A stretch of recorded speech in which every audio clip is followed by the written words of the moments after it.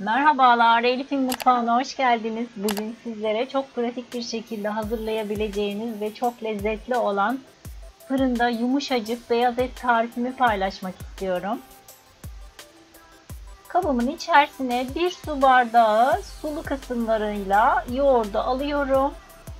Üzerine 1 dolu yemek kaşığı un ekliyorum.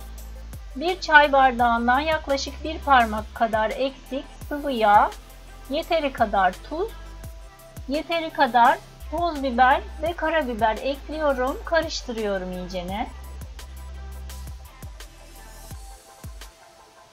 Daha sonra üzerine 750 gram kadar tavuk bonfileyi bakın gördüğünüz gibi bu şekilde doğradım.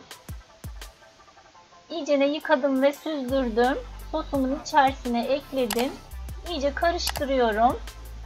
Ve tabağımın kapağını kapatıyorum. Buzdolabında bir 2 saat kadar bekletiyorum. Tekrar bir karıştırıyorum.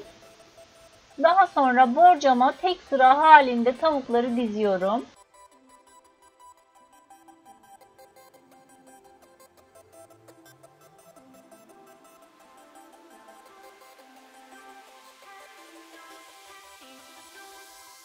Evet, tavuklarımı dizdim. Kalan sosu da üzerine döküyorum. Onu da yayıyorum.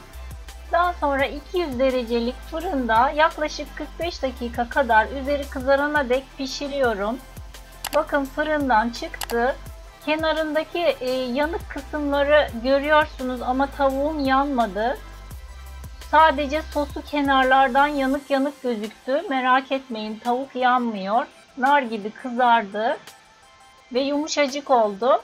Umarım sizler de dener ve beğenirsiniz. Kanalıma abone olup zile basarak bildirimleri açmayı unutmayınız. Beğeni ve yorumlarınızı bekliyorum. İzlediğiniz için teşekkürler.